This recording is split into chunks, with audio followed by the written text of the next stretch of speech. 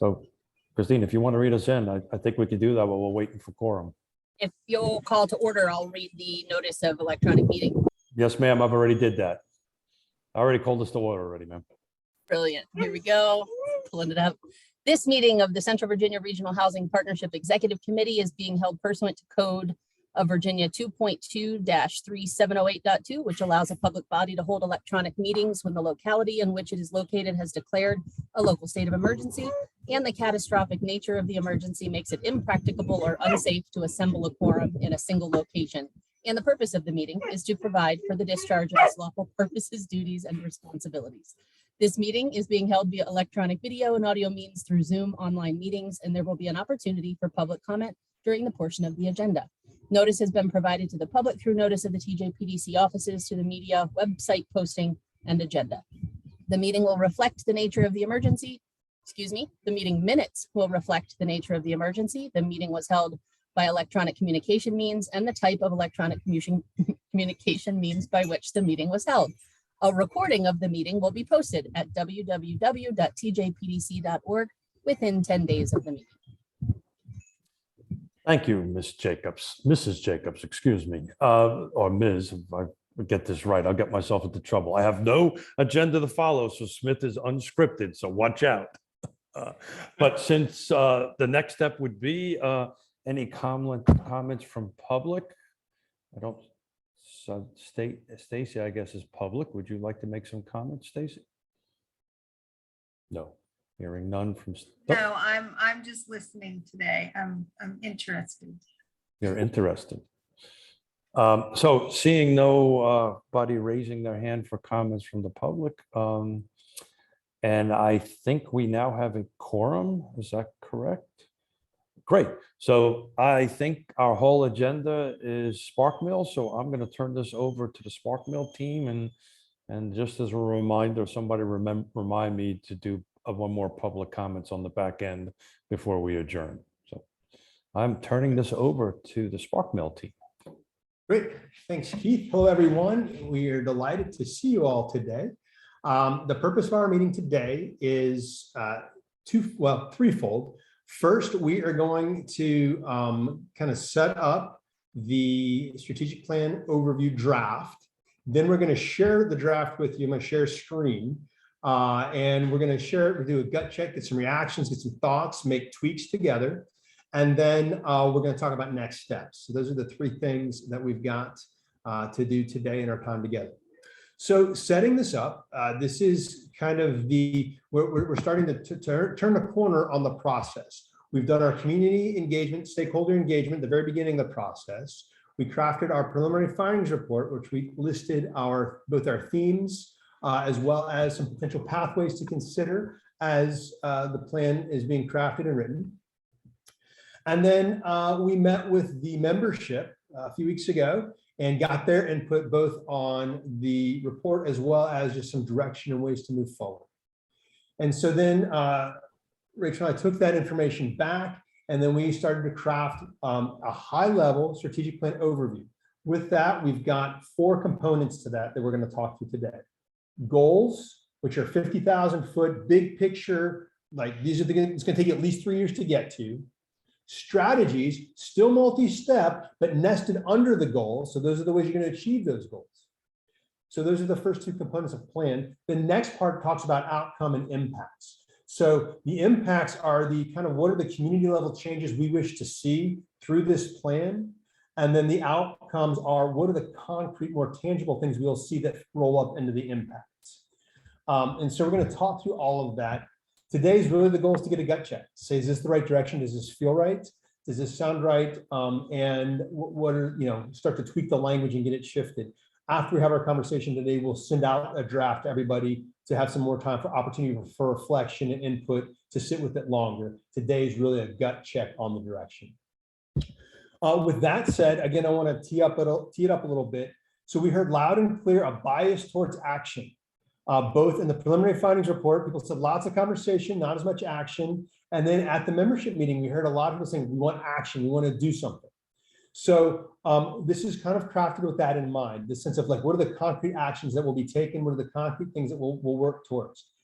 The other thing, the other open question we had in our mind, we don't want you to answer right this moment, but to consider is who's doing the work?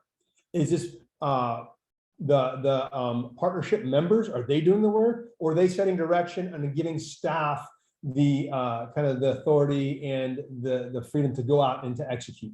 What does it look? Because that will, I think, change the tone and the flavor of this. If it's members doing work, that's not a bad thing. But then we probably need to ratchet it back a little bit, because members are already busy doing their million things that they have on their plates as well. If they're setting direction and giving staff direction to go do work, then I think you have a little more. You can add a little more in there. And then the other thing too is we were doing this. We didn't want to replicate what's already been said. You all have lots of great documents on the Regional Housing Partnership website. Lots of good information there. We're trying not to replicate previous plans and that sort of thing. However, some of the same things kept coming up. And so we're again trying to build this into more of like, these are the things that need to be done. So with that, let me share my screen and we will walk through this.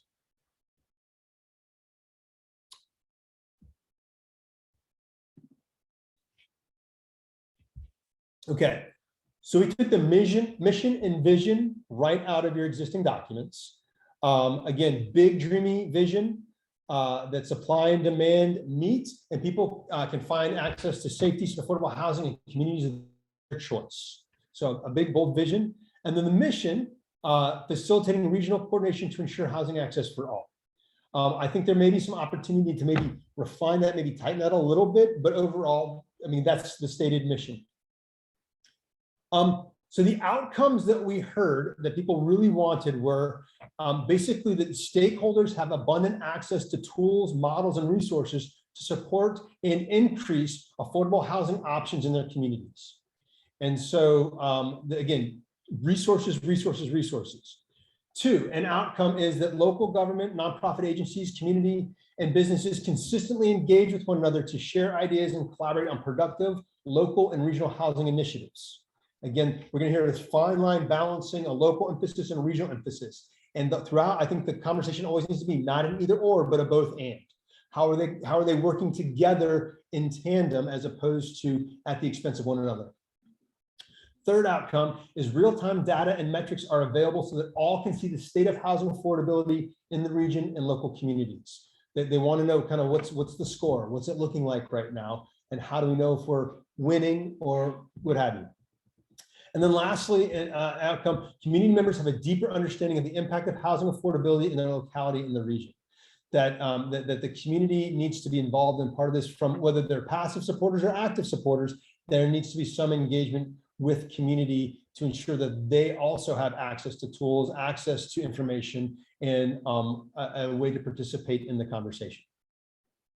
So those are the outcomes that this plan should have. The things that you will see after 3 years, you will see movement in all 4 of those areas. The ultimate impacts, again, aligned with your vision, is more residents find safe, decent, affordable housing in communities of their choice. In 3 years, you'll see that affordable housing affordability is supported by an effective and sustainable regional network. That that there are the infrastructures in place to make sure that not just the conversation is happening, but that you're seeing impacts within the stock and the supply and the policies and the zoning that you're seeing an impact there. And then lastly, that other sectors see a healthy positive impact from gains in residents finding housing stability. So the impacts are your economic development is better because people have housing access where they want to live. Ideally, your transportation sector is impacted positively. Your health sector is impacted. So it's not a siloed impact. It's an impact in other areas. It spills out, just like those areas also have an impact on housing. So you're going to see impacts in that. So with that, the goals and strategies are thus, and there are 4. The first is to equip and resource localities for success in addressing affordable housing. And this is, again, where you're that equipping agency or organization. You're making sure that if someone's trying to figure out affordable housing, they're turning to you and you've got the right tools and resources to equip them to make their decisions based on their local context and how it fits into the region. So the strategies to do this are a toolkit of affordable housing policies, models, and case studies that localities can use for their planning and zoning. Research and collate a list of resources and relationships that support fund affordable housing initiatives. So the first one is creating that toolbox, that toolkit of all these different possibilities and different ways to get creative and address these things from an idea standpoint, from a perspective standpoint, from a policy standpoint. 2 is funding resources that are out there, both at a national and state, even local. How can we help some funding? Because we heard that loud and clear that funding plays a role in this. 3rd, develop and deploy a real-time regional housing dashboard. That dashboard, there's a lot of desire for that at the membership retreats. And you all have some, it looks like some really good bones for that, but something that people can access and go to on a regular basis to see that. And then something we heard a lot of energy around from a variety of aspects of the process is explore the creation of elite regional land bank. You're not committing to doing it, you're exploring it.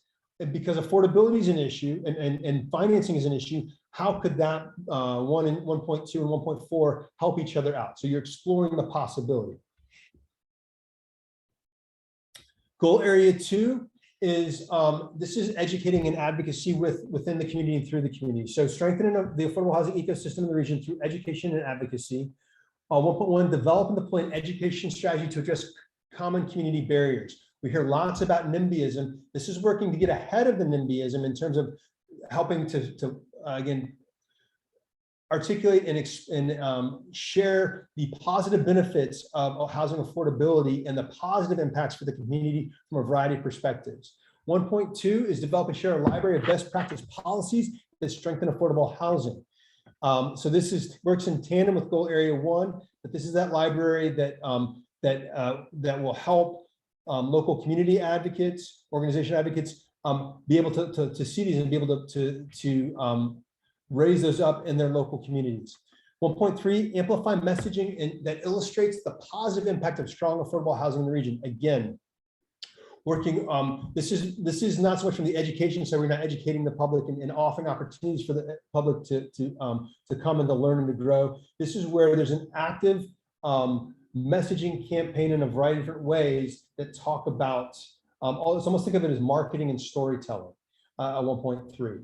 And then 1.4, leverage a housing dashboard to engage the community in affordable housing conversations. So if you've already developed this dashboard in goal area 1, goal area 2 says, we're going to leverage that and use that in our community conversation. So we've educated, we've talked about the positive benefits and impacts. People can automatically make those connections between, oh, I see where we've increased the opportunity for people to find a safe and affordable home where they live.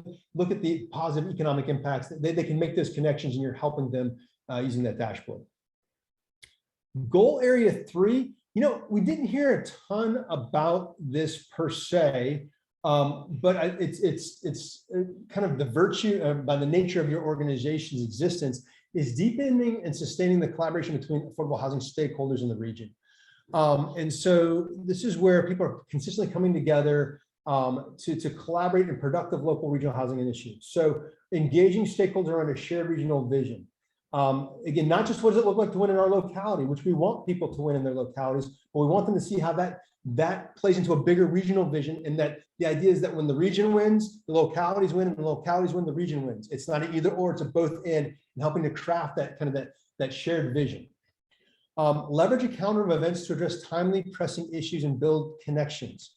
So your housing summit, the other opportunities you have where you're bringing people together, bring them together around concrete, tangible things that they can then take back, and building a calendar of events around an intentional calendar of events around the issues that exist. And so that people are coming, they're building relationships, they're building connections, and they're taking something tangible away that they can apply in their local community.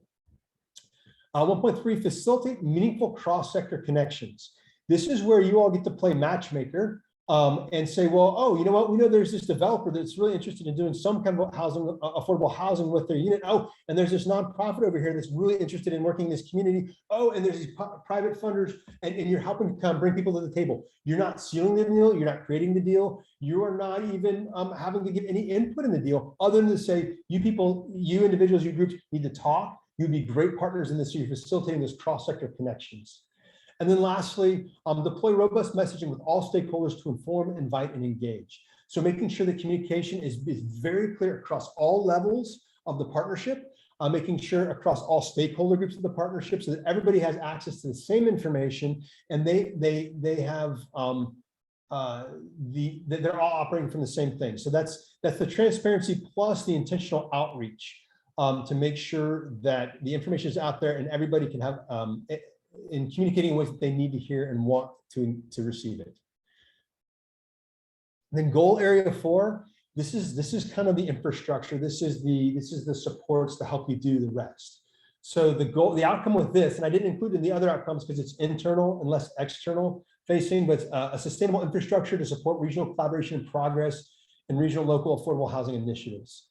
So you're reviewing and revising bylaws and membership to encourage diverse and dynamic participation. So making sure that we're not limiting participation in the partnership, but really making sure we've got the voices that need to be here and that want to be here that are around the table. 1.2 is ensuring that funding, again, going back to funding, not so much for the affordable housing initiatives, but for the partnership to be able to do the work. So whether that's being able to offer grants for people doing work or finding funding for that, or finding funding to support staffing the work in the initiative, but it's looking at that. And I noticed there's a focus on investment from the localities so that the localities are bought in. Not saying that localities have to pay for everything, but they have some skin in the game. That was the intent of including them specifically in that diverse funding stream, among other things. And then lastly, recruit, equip, and retain staff for capacity to support regional housing partnerships goals. The assumption, and we can clear that up, is that this will be largely partnership driven and staff executed, or I should say partnership guided and staff executed. And so you want to make sure that you've got the staff that can do and support the goals and strategies above. So with that, I'm going to stop share for a moment. And we don't want to get into specific wording of that word or this word, but overall the direction of those 4 goal areas, does that feel right? That yes, those are the things we need to be focused on over the next 3 years, and our outcomes and impacts feel okay.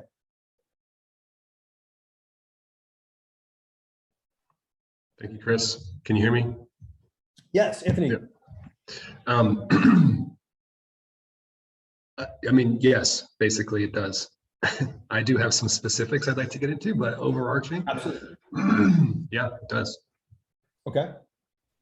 And we will get into specifics in just a moment. Is there a quick way to just look at the 4? Absolutely. And not the detail, just the 4 headlines? Let me share screen. You know, I had those 4 in there and I took it out, but I can easily put them back in. I've just scrolled. So the goals are in the bold there. Yeah. And I just attached the outcomes from above under that.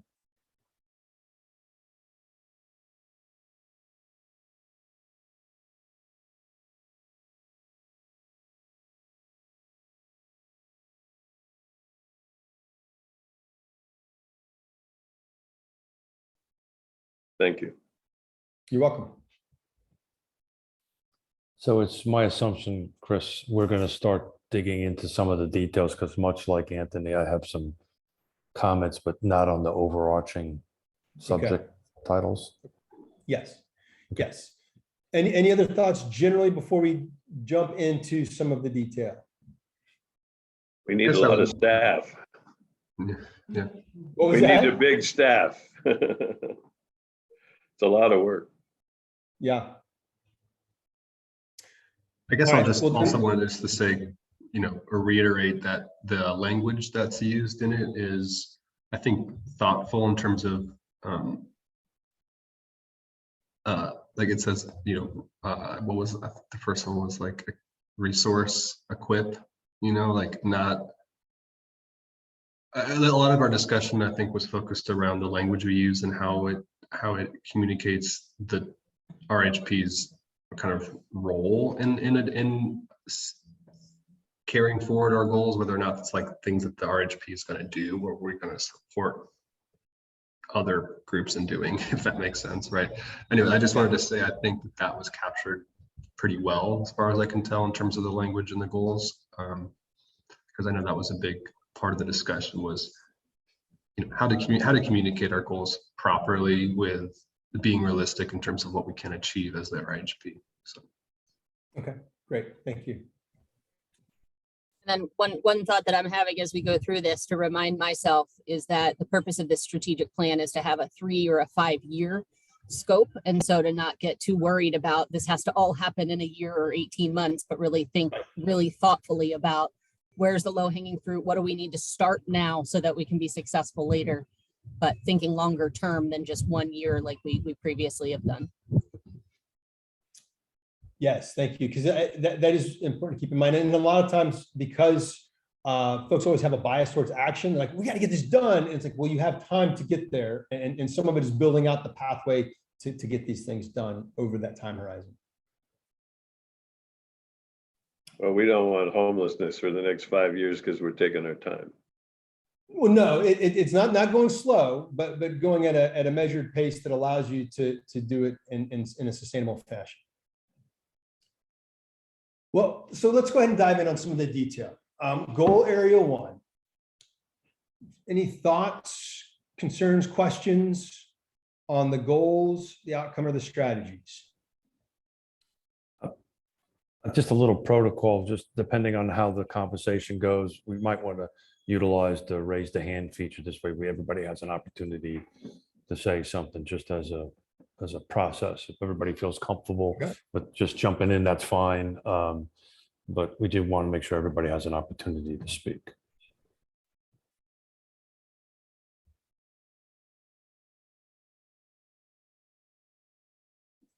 Anthony. I'll defer to my committee member who raised his hand first. No. Age before beauty. Please go first. Okay.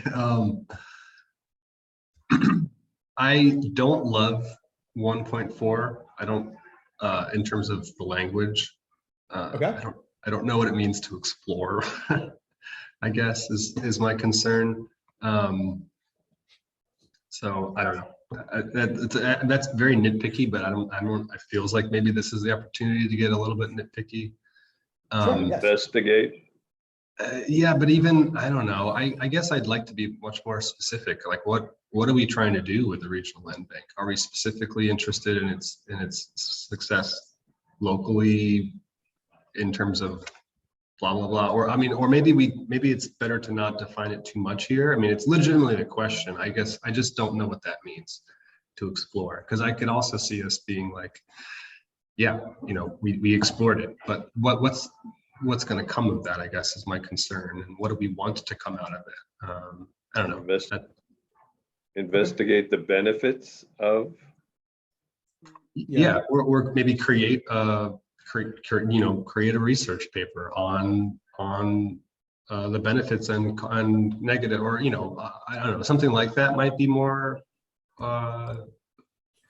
useful in terms of actually producing something. But anyways, that's my concern. I think Christine would like to jump in on that.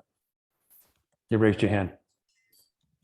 I was just going to add to that, is because I don't remember us talking about this in the workshop that we did, but is it limited to regional land bank, or are we also interested in looking at or a regional housing trust fund? Like, is it a bank specifically that we want to implement, or do we want to have a mechanism regionally for increasing affordable housing, and perhaps it's a land bank, perhaps it's some other mechanism? So maybe it's broader, Christine, based on what I'm hearing you say, is maybe saying land bank is too specific. Maybe explore regional tools to facilitate, explore or investigate feasibility and of regional tools to facilitate affordable housing. Is that kind of the spirit of what you're saying? Yeah, I think I'm just throwing the idea out there. I think if this committee is committed to it's the land bank that they really wanted to focus on, then I just wanted to see if it was just that or if it was broader than that. So my question was, since I was not able to attend the last meeting, and I think Christine just answered that, was the discussion of a land bank part of that discussion, that those specific words. And the reason I bring that up is, and Ned will jump in from his perspective.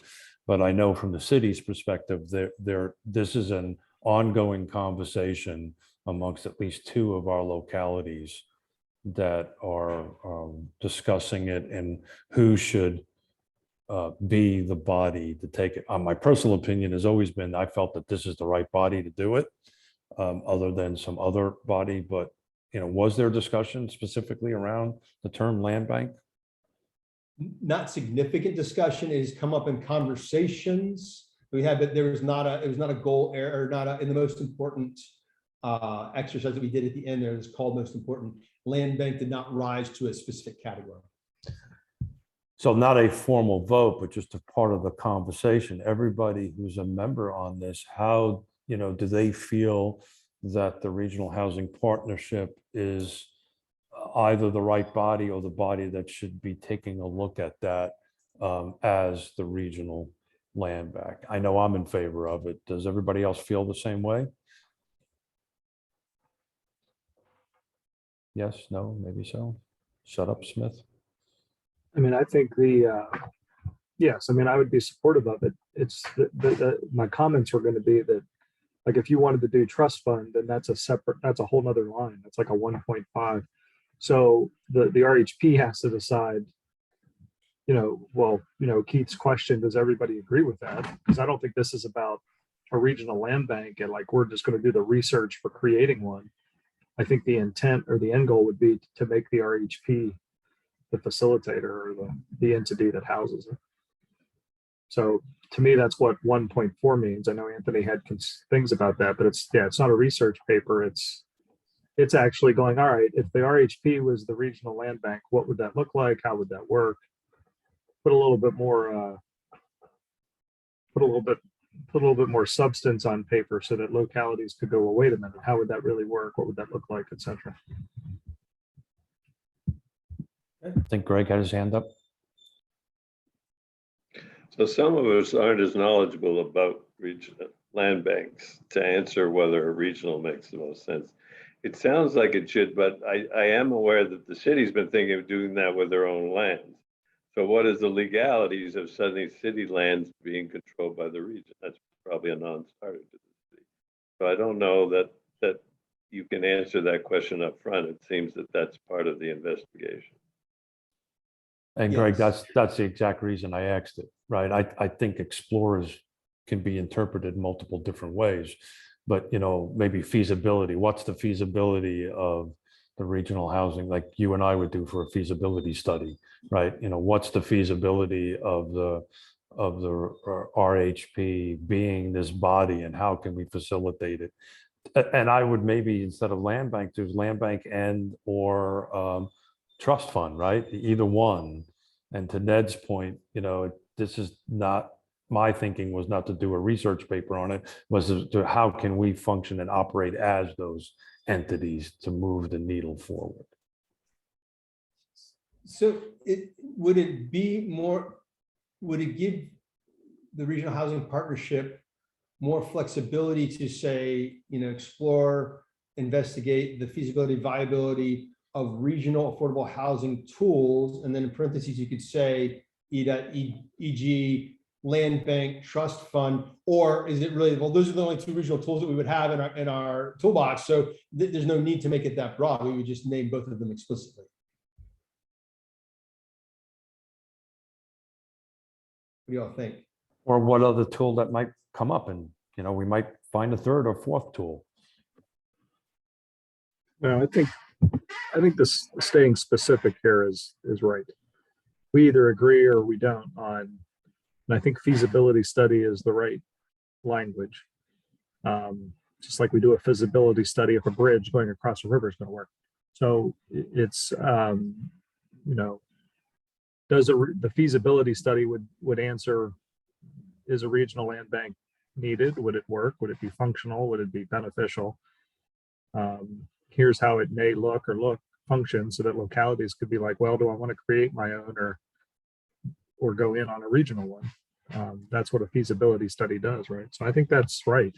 And then if we wanted to explore other big ticket items like a trust fund, a land bank, those are bigger bigger undertakings that have their own structures and governing bodies. And it would definitely be a switch for the RHP. You know, the body would now be the governing body of it and making decisions for it. So we haven't really brainstormed out how this body would do in that situation. So that feasibility study would help us with that as well. I know I put it in the chat, but I just want to echo what Ned said. I agree with him. Thank you, Shelby. Do we All want right, to add so- a 1.5, folks, for a trust fund? Is that something that we should also do a feasibility study, or just leave it at land bank?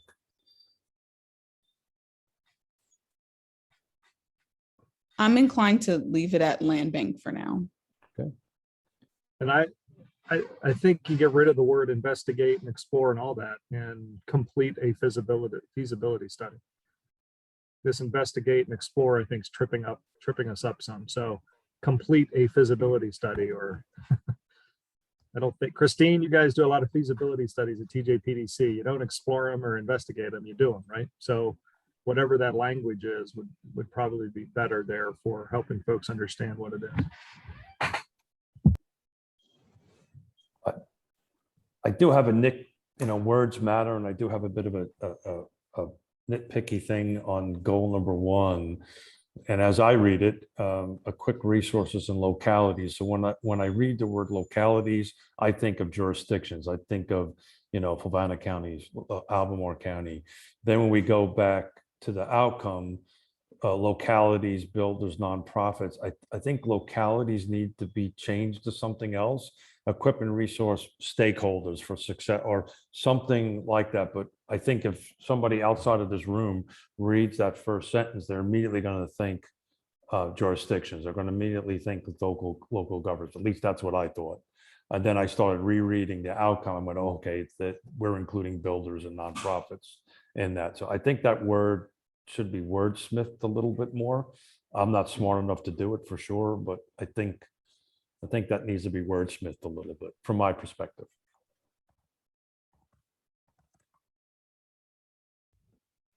So a question that raises for me is the outcome what needs to be changed, or is it the goal? And so I agree with you, that needs to be consistent, Keith, whatever the language, that needs to be consistent. And so I'm curious from the group, which way do we want to go? Does the goal focus on broadly, or do we want to have the outcome focus more specifically? That's a great, Well, oh, go ahead, Keith. I apologize, Anthony. Unless we're changing how this organization or this thing was built, we're built on these 4 pillars, which is what you listed out, Okay. right? So unless we've changed that, which is a possibility, then we need to be focusing on these 4 pillars. That the whole intent, at least from my perspective, of this is to bring these different stakeholders or these pillars into this conversation. I think that's the genius of the regional housing partnership. That's my perspective.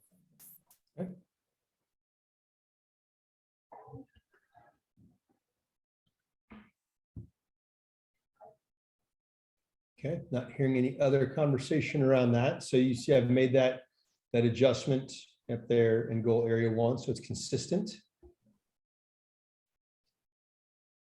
Other discussion around any of, and again, you'll have an opportunity. This is not your last opportunity to speak into. I guess I'll speak up on that one. In agreement with Keith that the different pillars across a continuum are crucial, or the different, I guess those are different things, but the pillars are crucial. It does strike me though that I think a lot of the strategies, even though the outcome definitely did say those different pieces to the puzzle, the strategies seem primarily focused on localities because they're policy focused. So I'm just mentioning that to, I guess, yeah, I don't know. I also don't see it as a problem if one of our goals is focused on policy for locality, for localities. And so if that's the case, I guess I'm trying to remember where a lot of this came from, and if it was very focused on localities. And if so, I think that's not a problem. I just don't want to muddy that. I don't agree, Anthony. I mean, and maybe I'm being jaded by current conversations with some people that are trying to do development projects. That this is the stuff they're going, where is this stuff? Where, what are the policies? Where are the case studies? Where do I get the information from? And I'm like, are you kidding me?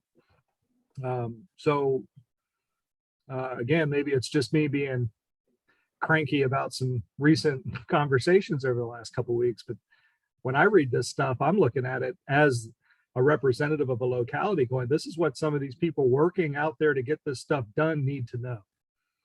This isn't just directed at me to drive my county's policy. They have to understand the policies in order to operate within them.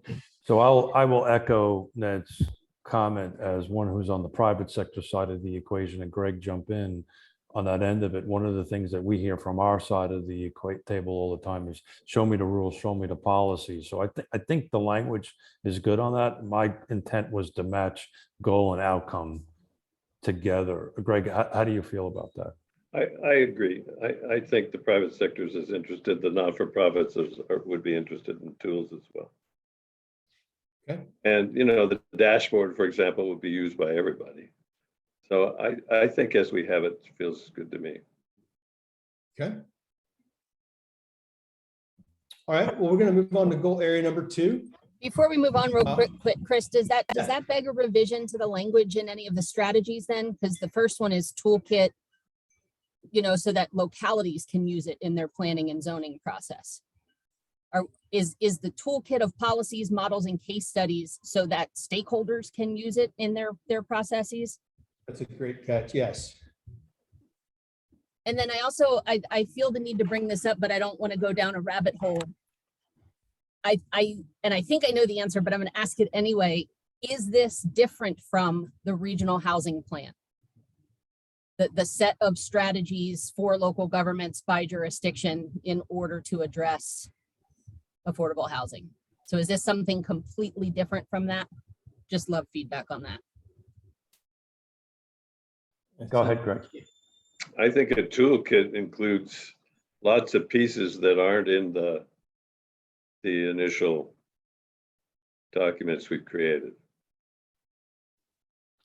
Representative zoning sections is a tool.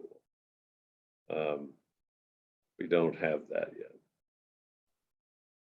And Christine, the way I see this is, unless I misunderstood the beginning of this is an outward looking goals that, you know, these items are going to consistently change. This is a living document. And to Greg's point, you know, that plan was today or yesterday or whatever going forward. I just think, you know, toolkit is a pretty open interpretation of that and what could go in it. But I just think the way it's written, I think it works well. If that makes any sense. No, that's very helpful. And I think the action planning on this one will help try to identify what does that mean? Like, what does this toolkit look like to whom, for use by whom? Because it's going to be very different if it's a toolkit for these different stakeholders. So I appreciate that. Yeah. Okay. Goal area 2, where you're working through education advocacy across and strengthen the ecosystem through that. And again, education advocacy, those are the kind of the key words for this. What questions do you have? What language is unclear or needs to be revised? Oh, thank you. Curious, your outcome is repeated. Yeah, sorry, was there a second one that didn't get in, or okay, there we go. 1 second. I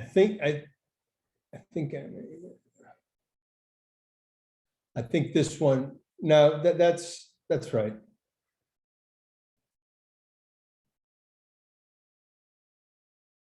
No, well, there was a second outcome, and it is this one. No, that's correct. I'm sorry, that's correct. I was playing around with some different language, and so yeah, just that one outcome.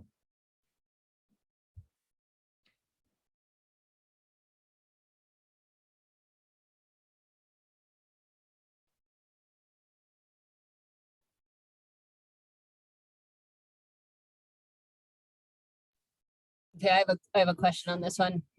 And I'm glad you guys are all the experts that have all the answers on these questions that I have. But for this one seems very community focused, very, engaging of, the general public along with stakeholders. And I want to look at number 1.2 and just discuss that a little bit. And sharing a library of, is that policies for the general public to consume? Is that what this one is intended to be? So it's kind of a both, the intent behind it, and you all tell me, the intent was that there's this, that oftentimes there's a disconnect between the public understanding an issue and understanding how policy impacts an issue. And so this would be a kind of a community-friendly list of policies that could also be then a resource to other spaces as well, but that they see, oh, if I want this thing, this is the policy that drives it. So I think community members don't always understand zoning or comprehensive planning or all of that and how that impacts other things. And so some of it is just kind of helping them understand the policies and how it works, as well as policies that may not be currently in place, but these are policies that other communities are using as kind of as part of the advocacy part of that. So Stacy chimed in and she chimed in what I exactly was thinking. What's the difference between that and the toolkit? So I see, and again, this is the intent.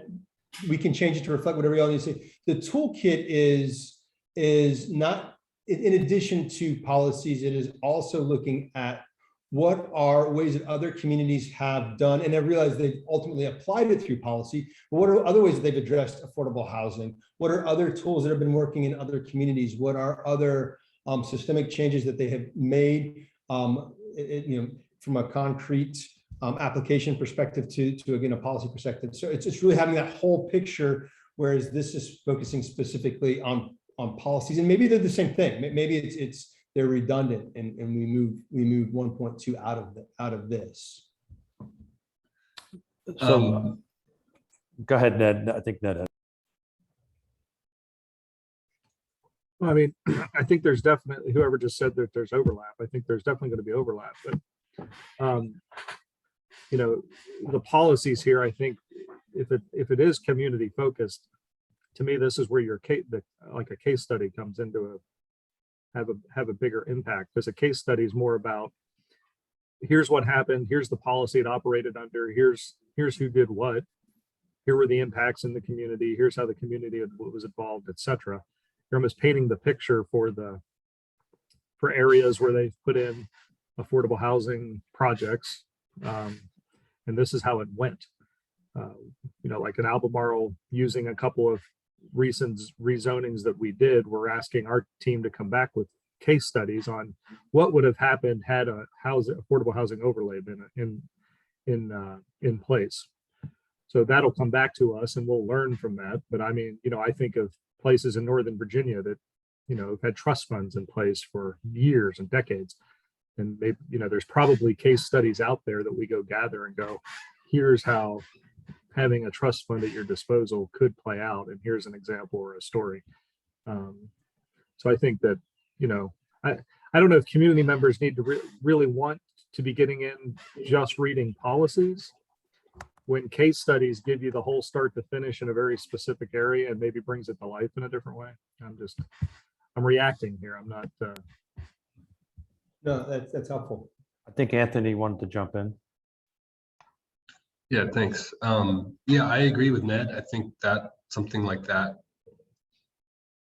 that's catered towards maybe the layperson, someone like me, frankly, to who is interested in this type of stuff. But that I was thinking maybe something similar, or another way to maybe phrase this is, because it does seem very similar, like Stacy mentioned, to the, can't remember the specific goal of the toolkit, but it's like maybe there's just like a community version of the toolkit, or like a crosswalk, where it basically is a summary that's something easily digestible, but it's basically driven by the toolkit that maybe has some more case studies or something, something like that, opportunities for people to do more research into those communities if they want to. But it could be just like a version of that that's community facing. That could be one way to do it. Because I see the need for there to be something that's more community facing for that. We struggle with that with the homelessness system of care when there's so many details and nuances and jargon that we use as providers, but when it comes to the community to understand our system, we need to create like separate things sometimes. So anyways, I just wanted to offer that as a way to solve this 1.2. So would it be changing library to a community focused toolkit? Would that be, is that a better reflection of the intent or the need, I should say? I see Christine, you don't look sure, Christine. Yeah, I know. I was gonna ask Christine what she. Yeah, I actually really liked the case study approach because that feels very digestible. It feels very relatable. It gets to the overall goal of like improving the ecosystem. The toolkit to me feels very, and not knowing exactly what it is yet, feels very like how to, like this is ways to accomplish what you want to based on how other people have done it successfully in other places. You know, and I don't know if that's really community focused necessarily, unless it's a toolkit around something like affordable housing advocacy, you know, and approaching the community on how they can advocate for a better housing ecosystem in their community. Yeah. Right. Community library. I like the word library. And I like, as was just said by Anthony, the public focus of this, which is different than the toolkit. Although the two could certainly be in a public library. Okay. Yeah, I mean, it comes down to a marketing piece. It's like, we'll have, I don't know, whatever your number is. We gather 100 pieces of information and you go to the toolkit, that information's laid out differently than if you go to want to understand stuff. Like if you're a community member and I just want to understand how this impacted a community. A lot of the same information gets pulled in, but how you present it is going to be set up differently. And I think that's what we could really help accomplish. We've got all this information and this dashboard, I guess in my brain has always said, well, if I'm a private developer, I go and it streamlines it in a different way than if I'm, I'm new to this area. This affordable housing is a big deal. What's going on in my area about it? And I go and I learn that way, for what that's worth. Okay. Little chime in on my end, if you don't mind, guys. You know, this is about education and advocacy, and the conversation that was going on makes sense. But you know, one of the things, we're all in the weeds on this, and I get phone calls all the time and say, okay, in Albemarle County, you know, what is the A1 zoning? And you've got to go into the Muni code. And if you don't know how to navigate the Muni code or so forth, so on, it takes time to do that. So I would see that this library and this best practices might help people that aren't in the, you know, because our fourth pillar is the public, which is like what my assumption this is about. On that end of it is we do need to make it, you know, a little bit more public friendly to be able to understand. You know, I'm in this every day and I got to dig in different jurisdictions to figure out, well, hold it, Albemarle County, you could do this, and Charlottesville, you could do that, and so forth and so on. But that would be my 2 cents for what it's worth. Can I ask if, Okay. sorry. Nope. I was going to say, can I ask if adding the word instead of case study, you're saying specific, is resource too general? Develop a shared community library of resources that can strengthen affordable housing. And then you can have case studies. You could have 101, you know, one pagers on how to engage with your local government or how to find zoning, you know, like, are there educational pieces that we need to put together to share with the community? Trying to find a word that encompasses all of it so we don't have to list like it's a case study or it's a toolkit or it's a how-to. I think that makes sense, Christine. Yeah. So we're dropping case studies out of that. Best practices that strengthen affordable housing.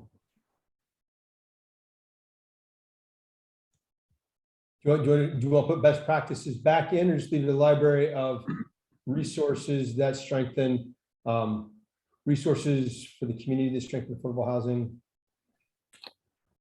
The Like supports? library. I don't necessarily know about best practices just because that can be so subjective, and I feel like best practices change so often. Okay. So that, while you stepped away, we kind of changed this a little bit. I was just wondering what your input was before we moved on. I mean, I'm fine with. I mean, I'm fine with the change as it's on the screen right now. Okay, thank you. Christine? Just something I want to bring up. I don't know that it belongs here, but I want to make sure we don't lose sight of the Porchlight VA website and list of community resources for folks to go to that are seeking support. But I don't know which category this goes into. I just know if we're going to continue to maintain that site and put resources to it, it should show up in the strategic plan. Mhm. Wouldn't that be a tool in the toolkit? One tool in the That's what I toolkit? was going I to think it's ask. somewhere else in the plan too. Yeah, is it? I couldn't remember. I just wanted to say it while I was thinking about it because I know it's intended for community members right now, Okay. but we're also looking at what it could be for, housing navigators to use on the back end. Greg, you have your hand up. Is that from a previous question? No, maybe the porch light is a component or integrated with the dashboard. It seems like it's collecting data, so I think that those two may be interrelated, which is the first goal. All right, so anything else on goal area 2?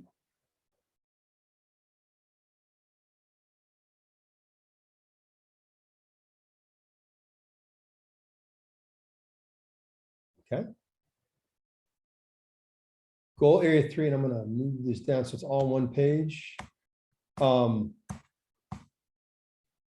And so goal area 3, this is the collaboration between the stakeholders, the community stakeholders, affordable housing stakeholders, and keeping the conversation going in productive and meaningful ways. And again, this is, the intent here is to say it's productive, it's meaningful, it's working towards something, we get together, we talk about it, and then we leave, and we come back and we start the conversation back up again where we left off. It's in service to executing some of these other things that are supporting the initiatives.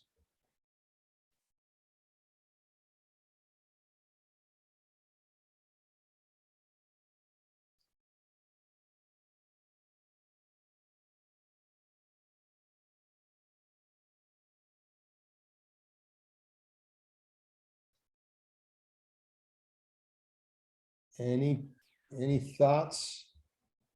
Interpreting Oh yeah, Greg, sorry, go ahead, Greg. Oh, keep not using my hand. I'm good with it as is. I think it's one of the most important byproducts. And I think as long as this organization continues and people continue to be engaged, then a byproduct of this is to continue those relationships, which are very valuable. And I'm good with Okay. the bullets that help do that. Okay. Anthony. Thanks. Yeah, so I admittedly struggle sometimes with the difference between like a strategic plan and an action plan. So this may be the issue that I'm bringing up, but the only one that seems achievable to me is like number 1.2 because it's specific enough. And like, again, I don't really know what it means to engage stakeholders around a shared vision. I do know what it means to, I don't know. So does that make sense? That the language here is very broad, which could be very useful. And again, there's probably an action plan that needs to be aligned with this. And so maybe it should be, but I'm just bringing that up because that's just coming to mind, because some of the other strategies that we've come up with have been very specific. And so I don't know, I just wanted to see how that feels to other members. Ned, you're next. Yeah, I mean, I see what you're struggling with, Anthony, but like when we were reviewing this one, this is the one that started to make ideas pop in my brain about how this plays out. So like 1.3, Keith likes to do a roundtable as the chair. We do the roundtable at the end of the meeting. So when we were talking about 1.3 and what facilitating meaningful cross-sector connection means, it's almost, in my brain, I go, that's when you throw out that somebody's approached one of us or the organization and said, how do you do this? Who do I meet? Who do I talk with? We throw it out in that roundtable, specifically fostering networking connections, and the whole body, the whole group, whoever's around the table reacts and says, well, what about this? What about this? Or here's an idea, here's a thought. And that person then can walk away with a handful of things. It's much like what we did at the conference. After we did our presentations, we had people come up and ask us questions. And what about this? And we've had follow-up emails about, hey, can you tell me more? And Christine and Ian have responded to that. So I see that 1.3, 1.2, 1.4, all of that falling in that pattern where we could say to people, yeah, let me take this to the RHP, let me throw it out on the table, see what the responses are. We're going to invite you in to listen to the brainstorm from this group.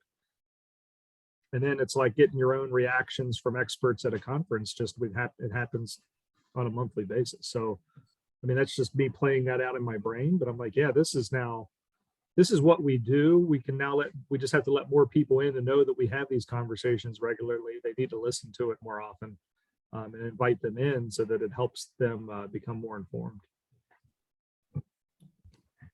I think Ned, you and I are spending too much time together doing presentations, because literally that's what I was for almost word for word was going to say. But 1.1 would be, Anthony, like what we did in Norfolk, and like what the three of us may do when we go start talking to the local jurisdictions about what we can do.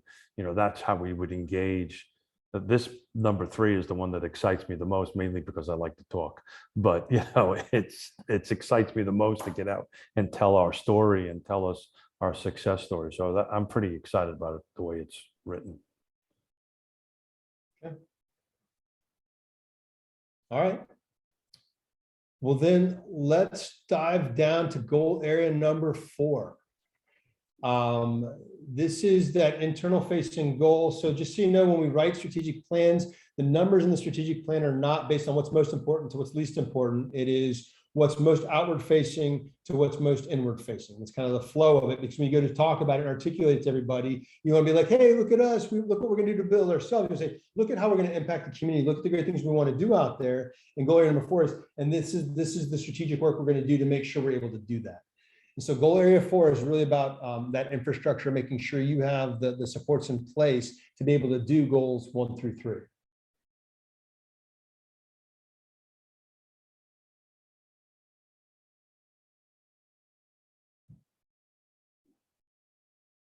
All right, I see some thumbs up, I see some heads nodding. Any concerns, anything missing? I'll jump in. I think we do need the bylaws and membership piece. Will take some work for the dynamic participation. I think that's critical. So I'm glad that's on there. The ensure diverse funding streams with a focus on investment from the localities. And maybe I'm wrong, and maybe the numbers may vary, but the localities are probably some of the ones that'll be the easiest to get funding from. So if we're going to have sustained funding, the focus shouldn't necessarily say investment from any one of the 4 pillars. It's got to be all the 4 pillars, and then other creative avenues to bring in money beyond the 4 places we're looking at now that maybe we don't know about. And so this would be in the action plan. The TJPDC does an excellent job of leveraging grant money.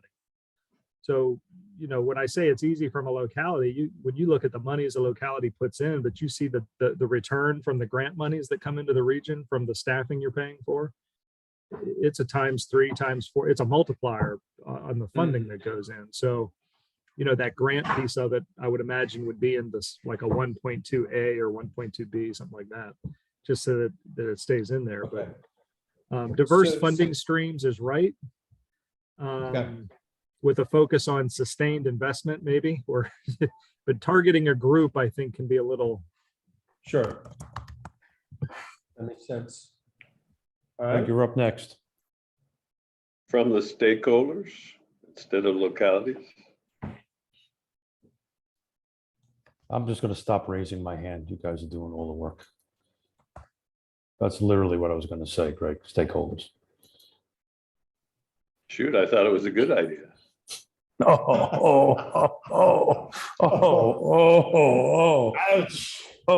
Meeting's Ouch. over. Meeting's over. Chairman's calling the meeting.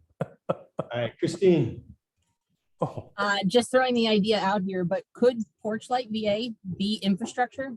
Could it be externally, how to find a home, internally, how to do housing navigation, how to share resources? Could that go here, or is this more for the board infrastructure, for the success of the board? Well, I would say it's intended for the strengthening of the housing partnership to be able to do these things. I think Porchlight is a significant and important program that is offered.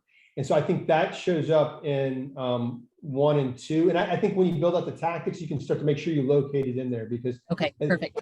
we try not to add specific programs at the strategy level, because we're trying to say, here's the direction we want to go to the strategy level. And then the programs are more of kind of a tactical, here's how we operationalize that. yeah, I see number 4 more as a business plan scenario. This is how we're No, operating. I agree. Yeah, I do too. I think I'm hanging on to it being in there, but you're right, Chris. This is strategy and not specific initiatives so I appreciate that.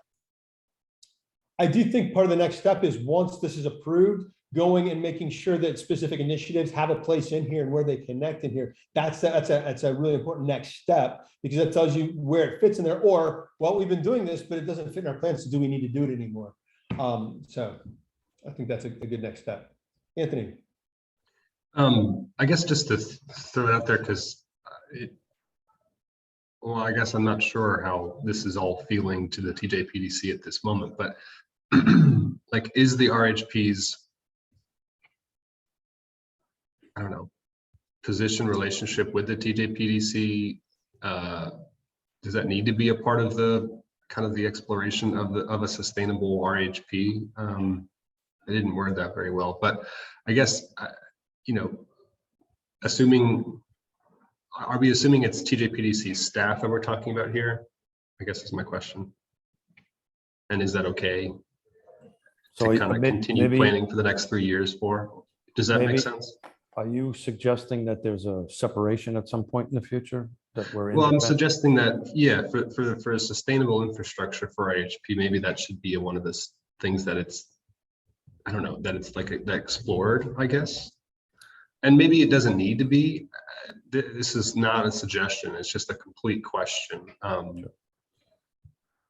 Maybe, Well, obviously, Christine, as the executive director, can chime in, but I can say as a commission member, I don't think I'd be in favor of carving this out of the Thomas Jefferson Planning District Commission. I think that organization is really built for this, but I'll let the executive director chime in on that.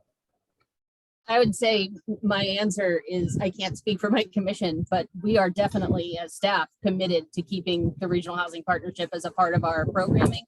And I would say it would be another strategic plan down the line, another 3 to 5 or 5 to 10 years beyond that, once it grows to the point where it may be able to sustain itself as a separate thing, similar to many programs that the PDC started, to include TJAC and JABA and JAUNT. All of those started as programs of the PDC, and eventually, once they grew to scale, then became their own bodies. no, that's great. And again, I don't think it should be. I think it's successful because it's at the TJPDC. I guess I just wasn't sure how that was or should not be incorporated at this point. But anyways, that answers my question completely. Well, Anthony, I think that's the intent of this meeting, is to have a conversation, right? And one to Yeah. express what they're thinking. I will add I'm the second longest serving commissioner on the Planning District Commission currently. And to add to what Ned has said, and Ned can chime in, we actually spent a lot of time in our commission roundtable discussions talking about this regional housing partnership. And I can tell you 5-10 years ago, that was not in the conversation at all. So I think to follow Christine's thinking, I think during this 3-year plan or more, oops, got some feedback there. I think maybe the next version of this down the road, we might have to look at it a little differently. But it would be sorely missed at the commission's roundtable if we didn't have the discussion of the regional housing partnership. All right, well, so that's all for, oh, Greg, you have hand raised. It would be frightening to me to lose the infrastructure that helps hold this organization together by in any way disconnecting from the regional housing partner, from the TJBC. Yeah.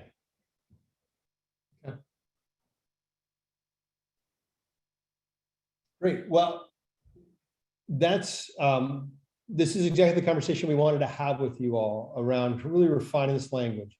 What's going to happen now is I'm going to send this out after the meeting to everyone.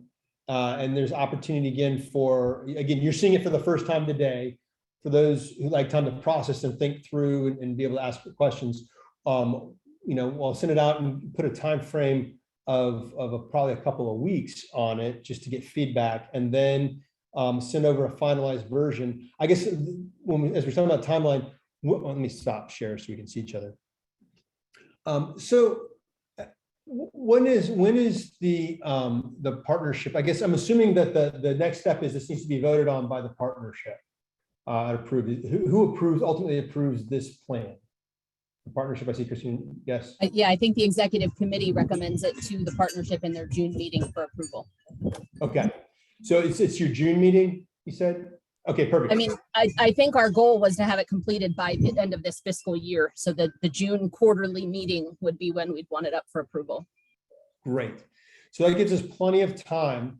And if you think that June meeting is just perfect, and if you think that folks are not going to have a lot of heartburn with it, we could even start having conversations around tactics and building out some of the next level things. Prior to that, we typically a little tentative to do that because we don't want people like, oh, we hate that direction. Now we put all this work building in tactics, and then we have to go back and redo it. But if you're confident in the direction and that the partnership will be open to the direction and spirit of it, maybe some little wordsmithing here and there. Like I said, we could start the tactics sooner. But we'll send this out, give about 2 weeks for feedback. We'll incorporate edits, and then we'll share that back, a final draft back out, and then that would be the draft that then would be ready to go before the entire partnership. Christine, I do not have the bylaws committed to memory. I have a little bit of it floating around in there. Does this really have to go back to the full body for approval? Or can the executive committee approve this? I'm not so I can sure. certainly review the bylaws. I would think we would want the full partnership. That's a different question. I just wanted to, Well, I don't have the bylaws in front of me. Got it. Okay, got it. So something to consider, another option there, because I do think it is important for the entire partnership to see it. If it was something where the entire body didn't have to approve it, you could put it on like an unlinked website to take comments and then incorporate that in, and then the executive committee approves that based on comment. It would be one option to do that if it wasn't appropriate to take to the whole body. So, but we can flex on that, whatever you all need. Just let us know. We're happy to support that. We need buy-in of everybody. My gut tells me whether it's bylaws or not. I agree 100%. That's the reason I'm questioning it. But to Chris's point, if it isn't required, then there's other methodologies by which we can do it. We can even call a special meeting just for approval of that also. We have the authority, that I know for sure, to do that. So my reaction and my gut wants to do this sooner than later than waiting to June, is my personal opinion. I think if there's a way that we can get this out there so that the stakeholders know that we've done this and know this is what vision is, the sooner the better, in my opinion, for what it's worth. Agreed. Great. Hey, this is Matt. Christine, did you want to say? Okay. I think at our court, when we did the meeting, Christine would correct me if I'm wrong, but I think we gave the timeline to the partnership that it would likely be in front of them during the June meeting. So I think we set that expectation up. Did we not, Christine? I believe we did. Yeah, that's what it's been in my mind the entire time, but I can go back and look and see in Well- a previous meeting packet, but yeah, that was the intention. That's what I get for not being there. So if that's the expectation we set with everybody, then that's what we set. We need to fulfill our expectations that we make to others. I just would love to get this out in the public long before June. At that point, from a calendar year, half the year is over with, and one who's in the marketplace, much like Greg, this is moving by the minute, the market. And the sooner we can get out our visions and goals and strategic plan to all our stakeholders, the better we are. And, maybe that's the change with the rest of the body. If we're allowed to do that, we kind of poll everybody. Do they want to do this way, or do they want to do a formal meeting? But my gut is the sooner we get this out, the better we're going to be off. Yeah, I think getting it out into the public can happen. I think if just procedurally thinking, if we put an official vote on this by the executive committee in the May meeting, that can be us basically releasing it and putting it out. Then we can see all the final print, do any other tweaks we want to do. Then it goes to the full partnership in June. It's pretty well in lockstep when the new funding will come available July 1. So I think we could get the document and get it out there and do some press around it, well ahead of the final vote. I don't think the full partnership would have an issue with that if the executive committee votes on it in May. But just a thought. Thank you. I don't wish to make this complicated. I just would like to try to get it out as soon as possible. That's all. Greg, you have your hand raised. Where do the tactics fit, Chris, in your scope? Is that beyond your scope? Because once we get the framework in place, we're all action oriented. We want to dive into the tactics. How are we going to start this? And there would be nothing to stop us having some conversations in advance of the quarterly meeting on tactics, just to start that. I assume that might be a great, if we get it out to the full partnership in advance, we could have an agenda item to say what tactics are there once we place the overall, what tactics do we have to actually attack these 4 goals. And, so you could still keep forward motion going, particularly if Chris is still facilitating through the tactics. Well, and so that is part of the scope. This is a Virginia housing plan, funding plan, I should say. And so part of the requirement of the grant is that there's an action plan and a tool in place. So we would work with you all to create that. Oftentimes we'll work with staff to develop the action plan, but because you all are slightly different structure than your standard nonprofit, we would work with whoever is appropriate to start to fill out those tactics. And typically that's a spreadsheet that you start to build out that says, okay, here's the strategy, what are the next 3 steps we need to do, who's doing what, by when, what's the measure of success, and then the timeline. We start to build all of that out and timeline out the strategies over time. So it's it's a fairly robust process that we work with you all on to do. And so if you felt like you had the buy-in from the partnership, we could start that process sooner. And you could be informed by that group to say, hey, here's all the stuff. What are the things you think would live under each of those? And then we would use that, we'd call that through to kind of build out. But anyway, I don't want to get in the weeds on that process, but yes, that's part of the scope. And we just kind of wait for you all to tell us when you're ready to start doing that and who we would start that work with. The last thing I'll say as we're getting towards the end of our time together is, because this is a Virginia housing grant funded plan, they have several tiers of capacity building. Strategic planning is one of them. Once you've done strategic planning and you get this approved through Virginia Housing, your plan, they have to give you the thumbs up and then they reimburse you. They also unlock kind of the next level of funding and grants, which is called Tier 2. And so that might be something and we can spend time talking about it now if you wanted to, or you could look at the list of things that it runs. There's 8 different categories that you could see, well, which of those would best fit where you're going with your plan. And it's $25,000 of funding, 12.5 for consulting capacity and 12.5 for implementation on one of those specific areas. And you can go through all 8 or all 9 if you wanted to. You're not limited in that. So it's just it's a really generous program. So that is something that I think you'd want to keep in the back of your heads, because I think it's a great opportunity, talking about that funding piece. Well, I would be in favor of that. Count me in, coach. I'm a huge fan of Spark Mill and a huge fan of what you guys do. And it's great to have a strategic plan, but implementation is what we're really everyone on this call wants. And I think Christine had her hand up. Now, just to follow up with you all, we do have a second executive committee meeting scheduled in April 27th.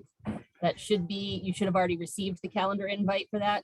On that agenda are the 3 items. 1, discussing funding requests to non-government partners and sending out those requests. It also includes the discussion of officers and selection committee. And the 3rd one is the Tier 2 grant, and looking through those 8 items together and saying which of these things could we use resources to do.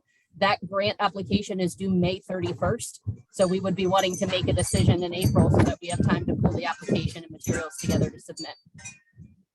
Christine, you may want to check with them. I think you have to have your plan approved before you can submit another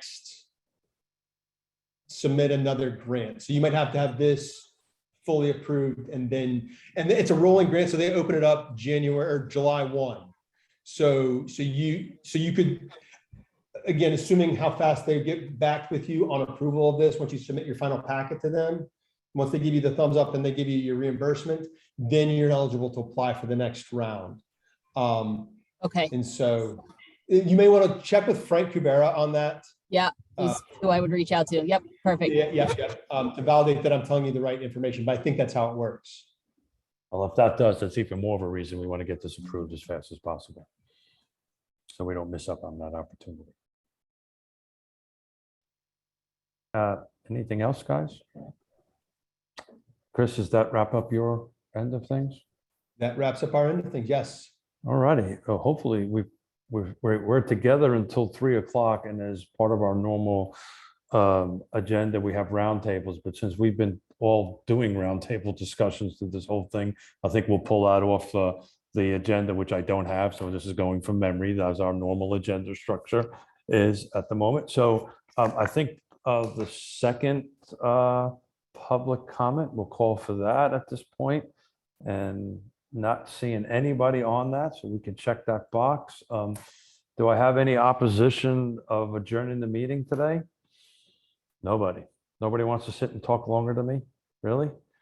Greg, Greg, I know, I think out of punishment, you're going to have to talk to me for another 15 minutes. I think that's the punishment for that. All righty, guys. Thank you very much. Thanks, everybody. We're going to adjourn. Everybody have a great day. And Anthony, I'll see you in a minute because I'm going to walk around to the other conference room and say hi. Bye, everyone. Take care. Bye-bye.